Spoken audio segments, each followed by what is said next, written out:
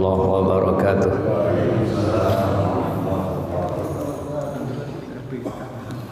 Bismillah wassalatu wassalamu ala sayyidina Rasulillah wa ala alihi wa sahbihi ala man ittaba'al huda. Amma ba'd, usikum wa nafsiya bitaqwallah faqad fazal muttaqun.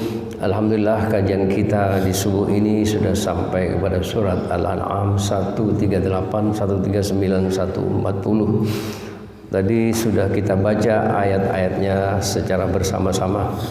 Ada hal-hal yang perlu kita ketahui lebih lanjut. Jadi ini menyangkut hal-hal yang pernah terjadi pada zaman jahiliyah, ya, tradisi-tradisi jahiliyah yang tidak sesuai dengan nilai-nilai Islam, seperti persembahan-persembahan binatang-binatang yang namanya bahirah, saibah, wasilah dan ham, termasuk hasil-hasil ternak yang mereka pelihara kemudian melahirkan jantan, maka yang jantan itu hanya boleh dimakan oleh kaum laki-laki, kaum perempuan tidak boleh memakannya. Termasuk ternak-ternak yang melahirkan jenis betina itu tidak boleh dimakan, tetapi harus dilestarikan untuk kelangsungan regenerasinya. Nah, ini dinyatakan dihapus oleh Nabi Muhammad SAW. Praktek-praktek jahiliyah ini yang dikenal dengan istilah ma'athirul jahiliyah. Dalam haji wada yang dilakukan oleh Nabi pada tanggal 9 Zulhijjah tahun ke-10 Hijriah, Nabi itu melangsungkan haji wada, artinya haji terakhir, farewell pilgrimage. Beliau mempertegas itu. Jadi peninggalan-peninggalan jahiliyah ini sebetulnya masih banyak, termasuk riba jahiliyah. Kemudian ada lagi yang namanya an-nasi. Apa an-nasi? An-nasi itu menambah-nambah bilangan dalam setahun. Maka dari itu ditegaskan oleh sang Rasul, innaman nasi'u ziyadatun fil kufr yudallu bihil ladzina 'amu wa yuwati'u 'iddata ma harramallah. Inna zamana qad istadaraka hayatihi yawma khalaqas samawati wal ard arba'atun hurum thalathatun mutawaliyat wa wahidun fardun dzul qa'dah dzul hijjah muharram rajab rajab baina jumadai wa sya'ban. Menambah-nambah bilangan dalam setahun itu termasuk praktek-praktek jahiliyah yang dinyatakan diharamkan, ya. Karena yang jelas Allah menciptakan bilangan dalam setahun itu sudah tetap. Jadi 4 yang dinyatakan bulan haram, yaitu Dzulqa'dah, Dzulhijjah, Muharram dan Rajab. Rajab itu terletak antara Jumadai, yaitu Jumadil Ula, Jumadil Tsaniyah. 4 bulan ini dinyatakan Ashhurul Hurum. Artinya apa? Tidak boleh melakukan pertumpahan darah, tidak boleh memotong tanaman-tanaman yang ada di tanah suci, khususnya Mekah dan Madinah. Karena itu disebut haramain, 2 tanah haram, ya. Dan itu kalau melakukan itu sebuah pelanggaran. Ayyuhal ikhwah, jadi tadi ada istilah mau'udah. Mau'udah itu adalah bayi yang perempuan itu dikubur hidup-hidup. Ini praktek yang betul-betul pelanggaran hak asasi manusia, human right. Kenapa hak hidup bayi itu dilanggar? Ini betul sebuah perbuatan jarimah, atau jarimah itu akubat jinayah atau tindak pidana.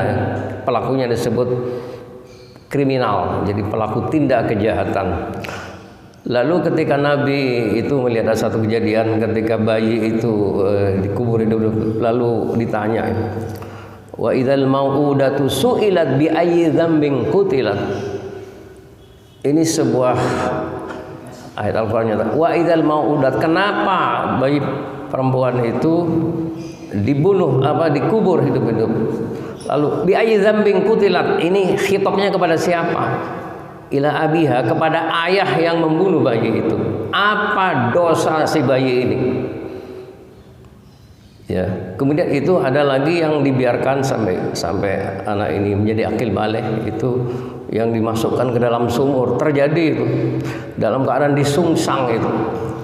Bayi itu, jadi dia asalnya bayi ini, si anak perempuan ini sudah akil baligh, ya. berarti sudah men. Kemudian dia bilang sama mamanya, ini anak ini akan saya bawa ya ke rumah keluarga untuk silaturahim. Ternyata dibawa ke sebuah sumur, Pak.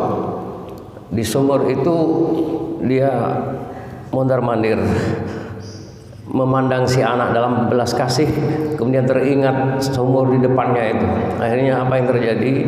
Si anak ini mengatakan, apa yang kamu perbuat kepadaku? Ayah terdiam. Jadi ini rupanya setan sudah menguasai dirinya. Itu bayi itu disungsang, Pak, dimasukkan ke dalam sumur. Kemudian dibiarkan sampai bayi bukan bayi apa, anak perempuan ini tidak mengeluarkan suara. Kemudian ini diceritakan kepada Rasulullah SAW. Jadi dia menyatakan, ya Rasulullah, aku ini sudah berbuat dosa besar. Apa dosamu? Saya pernah begini melakukan pembunuhan terhadap anak saya. Lalu diceritakan, Nabi dan sahabat-sahabatnya itu menangis.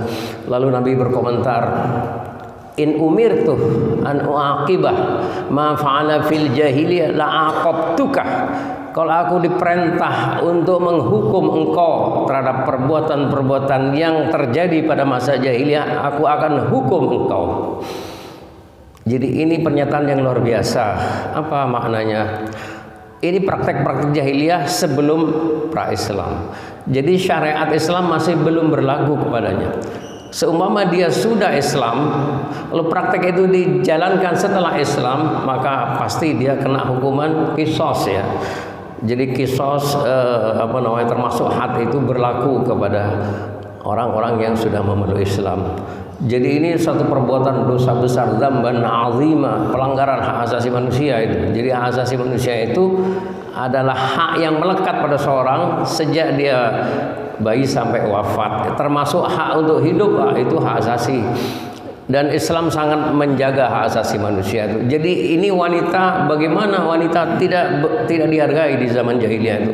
Tapi dengan diutusnya Nabi Muhammad SAW selama 23 tahun, sahabat Ibnu Abbas meriwayatkan sebuah riwayat. Beliau mengatakan, maka Rasulullah SAW fi Makkah thalatha ashrah sanah ya, wa fil madinati ashron, wa tufiya Rasulullah sallallahu alaihi wasallam wa huwa ibnu thalasa wa sittin, rawahu Tirmidzi.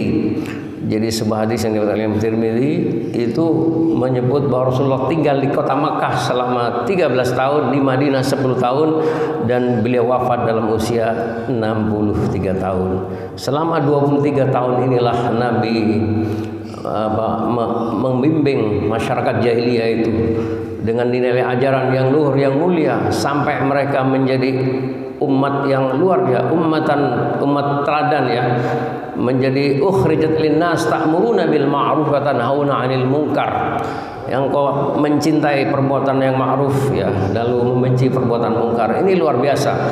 Jadi Nabi itu berhasil membawa masyarakat jahiliyah menjadi masyarakat Islamiyah, dari masyarakat yang kufur, masyarakat yang penuh dengan kufuran, kesyirikan, menjadi masyarakat tauhid. Lahirlah masyarakat Madinah yang penuh dengan kebahagiaan itu. Jadi luar biasa. Makanya digambarkan Nabi Muhammad itu berhasil dalam tempo 100 tahun sudah banyak mengislamkan masyarakat ya di dunia itu. Dari kota Madinah itulah syiar Islam terpancar ke seluruh dunia ya. Jadi Nabi itu di Madinah itu menjadi pusat, beliau menggembleng sahabat-sahabatnya. Jadi di Madinah itu beliau pertama kali bukan membangun benteng Pak untuk pertahanan, tapi masjid. Dari masjid itulah beliau bina, beliau gembleng sahabat-sahabatnya itu sampai satu sama lain saling mencintai. Itulah yang disebut dengan masyarakat Madinah yang dipersaudarakan dalam ukhuwah Islamiyah, sehingga persaudaraan itu mencapai ikhwatul ikhwa.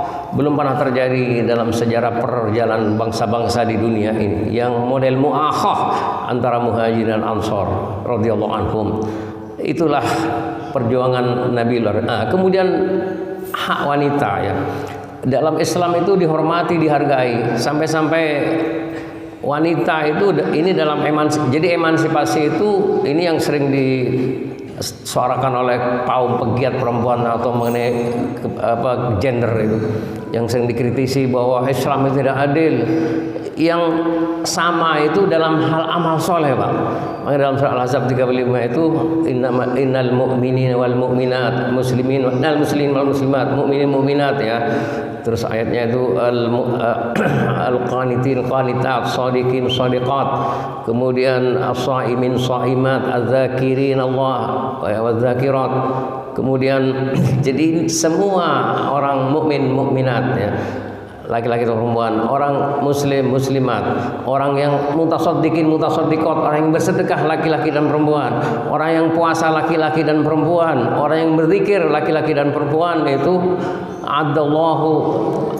adallahu lahum maghfiratan wa ajran 'azima. Ini menyatakan bahwa sama derajatnya dalam hal amal soleh. Tapi dalam hal-hal tertentu, misalnya waris, wanita itu diberi porsi 1:2, jadi laki 2. Itu ada filsafat pemikirannya. Kenapa?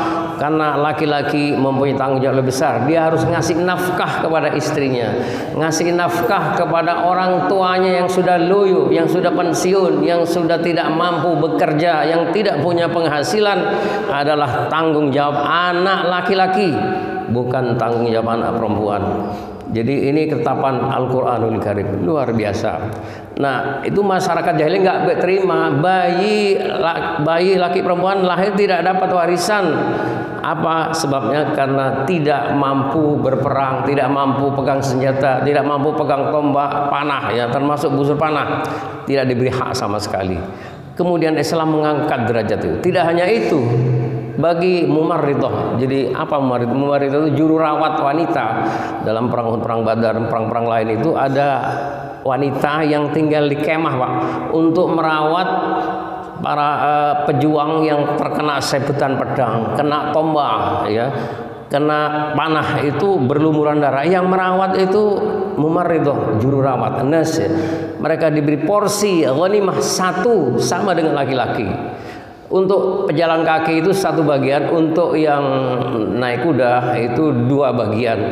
Dalam istilah militer itu kaum para infanteri dan kavaleri. Jadi pasukan infanteri itu pasukan yang kalau naik panser sama tank. Kalau waktu itu naik kuda itu pasukan namanya kavaleri. Infanteri pasukan yang berjalan kaki itu 1 bagian. Khusus yang penunggang kuda ini diberi porsi 2 bagian dalam hal ghanimah. Jadi Islam betul-betul mengangkat hak-hak dan kewajiban manusia itu dalam porsi yang luar biasa. Ini keadilan Allah Subhanahu wa taala.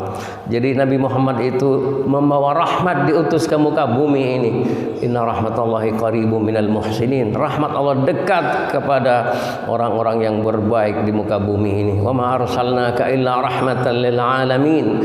Kami tidak utus engkau Muhammad kecuali membawa rahmat bagi semesta alam. Semoga Allah mengampuni dosa-dosa kita, dosa-dosa orang tua kita, baik yang masih hidup maupun yang sudah wafat.